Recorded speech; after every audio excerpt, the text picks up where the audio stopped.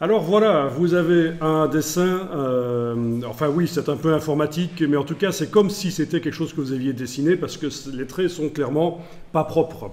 Hein. Si vous dessinez au crayon et que vous photographiez ça ou vous scannez, vous importez ça dans Illustrator, voilà ce que vous obtenez à peu près. Bon, ben on va vectoriser ça, donc il faut que l'image soit sélectionnée, elle l'est pour l'instant, il n'y a pas de problème, elle est sélectionnée.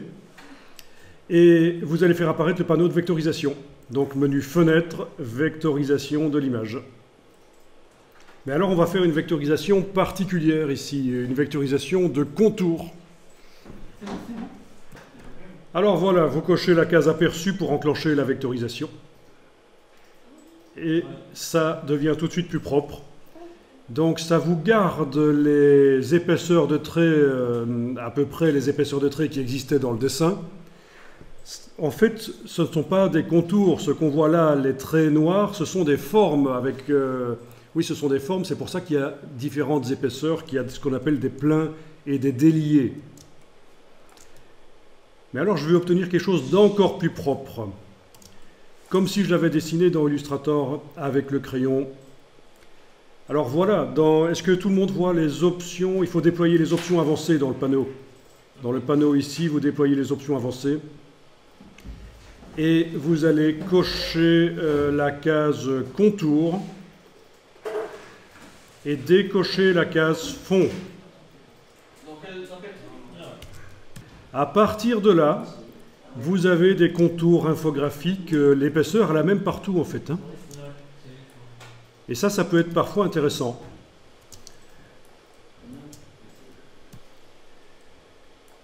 Alors, ce qui est intéressant aussi, c'est que par la suite, quand vous maîtriserez les formes artistiques dans Illustrator, vous pourrez les mettre sur ce genre de dessin pour refaire un nouveau dessin complètement différent du précédent. Mais ça, c'est une autre histoire, ce sera plus tard.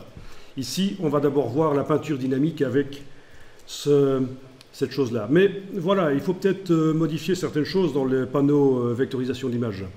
Vous avez le seuil, essayez le curseur seuil, vous le bougez. Ça recalcule. Mais bon, vu que le dessin était quand même fort noir et blanc au départ, le seuil n'a pas beaucoup d'importance ici. C'est surtout pour les dessins qui ont des gris différents.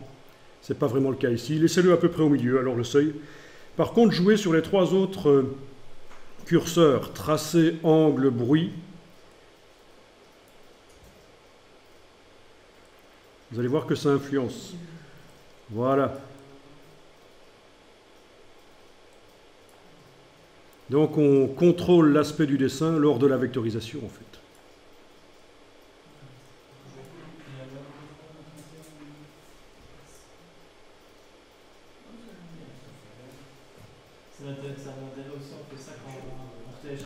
Exactement, si vous voulez vectoriser un logo qui est pixelisé, s'il est en noir et blanc, vous pouvez, oui, vous pouvez comme ça rapidement le revectoriser éventuellement. Les curseurs tracés et angle ne changent pas grand-chose, quoique angle, si je mets complètement à droite, les hélices disparaissent, enfin non, elles ne disparaissent pas, mais elles sont différentes, elles sont plus anguleuses. Par contre, le bruit, ça, c'est vraiment le niveau de détail, en fait. Hein. Voilà, si je mets le bruit complètement à droite, il y a des choses qui disparaissent. Bon, ça va vraiment dépendre de chaque dessin, il va falloir régler ça. Bien, une fois que vous êtes content avec la vectorisation, eh bien, on va la transformer en une peinture dynamique pour pouvoir coloriser. Donc, vous allez dans Objet. Alors, il va falloir ici d'abord sortir de la vectorisation parce que peinture dynamique n'est pas accessible, c'est grisé. Donc, menu Objet, vectorisation de l'image. Vous cliquez sur Décomposer. Et voilà, vous avez des vecteurs. Forcément, tout devient gris dans le panneau vectorisation de l'image.